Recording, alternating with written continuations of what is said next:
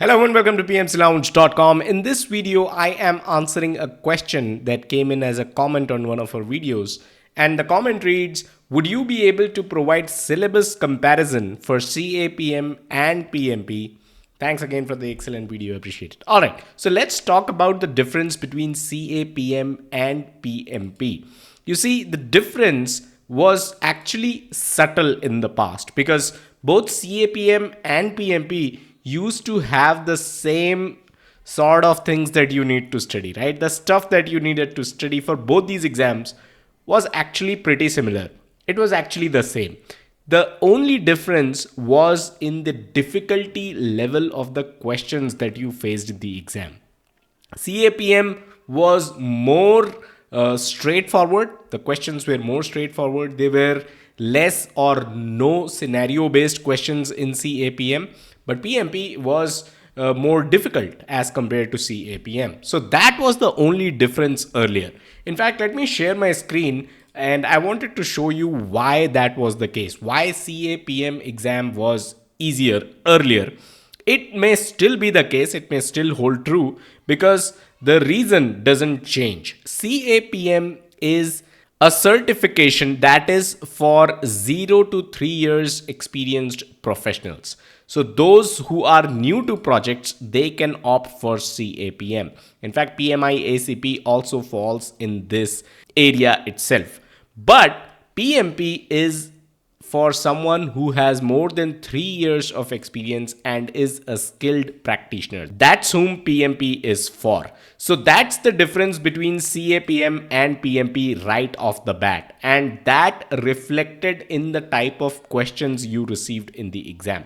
Now, when we talk about comparing the syllabus or the kind of stuff that you need to read when it comes to these two exams, then you need to refer to what is known as the exam content outline, because both PMP as well as CAPM, all these exams are based on the exam content outline. These are not based on any book. These are based on the exam content outline. And this is the exam content outline for PMP and this is the one for CAPM. So when we take a look at both of these, we'll be able to understand what is the difference between the two. PMP is going to have 3 domains: people, process, and business environment. In the exam, you can expect 42% questions, or as it says here, percentage of items on test. So in the exam, you can expect 42% questions from people domain, 50% from process domain, and 8% from business environment. So that's how PMP stacks up. But when we talk about CAPM, if we come down, you will see all the domains, and there are actually 4 domains that make up the CAPM exam. There are these 4 domains. The first one is project management fundamentals and core concepts. This you can consider something similar to process here, right? So you have 36% questions from this domain. Secondly, you have predictive plan based methodology. So this is your traditional waterfall model that we are talking about, right? Your predictive plan based project management methodologies. You will see 17% questions in the exam based on this. And then 20% questions you're going to see from agile frameworks or methodologies. So you need to study a lot of agile as well when it comes to CAPM. So you've got your project management fundamentals, you've got waterfall, you've got agile. All 3 are present in your CAPM exam. Other than that, they also expect you to know business analysis frameworks, and you can expect 27% questions in the exam from business analysis frameworks. Now, this is not it. Actually, if you go down and try to read through all these domains, there are tasks and then there are enablers, right? So you can see they've also explained these tasks. If you go up, you'll see the underlying responsibilities of the project team member within each domain area. And domain is defined as the high level knowledge area, right? So within the first domain, that is project management fundamentals and core concepts, where you can expect 36% questions in the exam. What are the tasks? The tasks are to demonstrate an understanding of various project life cycles and processes. This is something that you will be tested on. Then whatever that you see in the bullet points are actually enablers. So enablers, this is just an example, but here it says illustrative examples of the work associated with the task.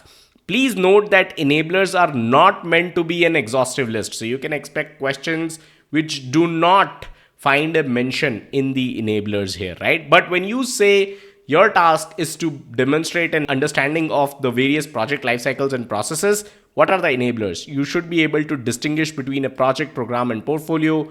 You should be able to distinguish between project and operations, distinguish between predictive and adaptive approaches, distinguish between what is an issue, risk, assumption, constraints, right? All these things. And if you come down, you will find the other domains here as well. The tasks mentioned, the enablers mentioned. And I was actually more interested in sharing what business analysis frameworks stand for. So business analysis frameworks, if you see the task one, it says demonstrate an understanding of business analysis, BA roles and responsibilities.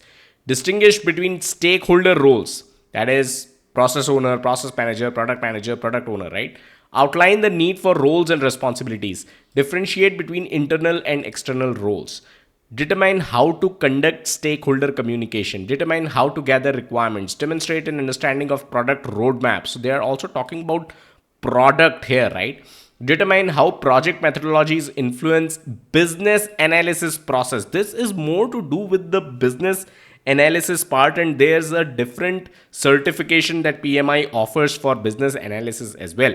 Determine the role of a business analyst in adaptive or predictive plan based approaches. So if you come here, you will see a certification called PMIPBA. This is professional in business analysis. And what's happening here is CAPM is sort of aligning itself with the PBA certification, while PMP is sort of aligning itself with the PMI ACP certification, because PMP now has a lot of agile related questions on the exam. So it covers almost everything that you need to study for your ACP certification.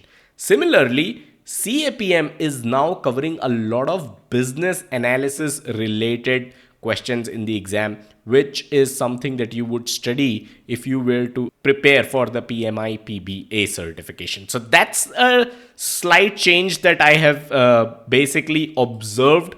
But this is precisely the difference between PMP and CAPM. PMP, if you want to take a look, you can actually take a look at the exam content outline for PMP. There are all these domains, people domain. We talked about people, process, and business environment. And then there are again the tasks and, support team performance. What are the enablers for support team performance? So you will find all these tasks, you will find the different domains. Everything is present in the exam content outline. We can go into a lot of details, but that is going to make this video very, very long. So I would highly urge you to check out the exam content outline. You can just Google it, or I'll also share a link in the description below, the direct link to both these exam content outline.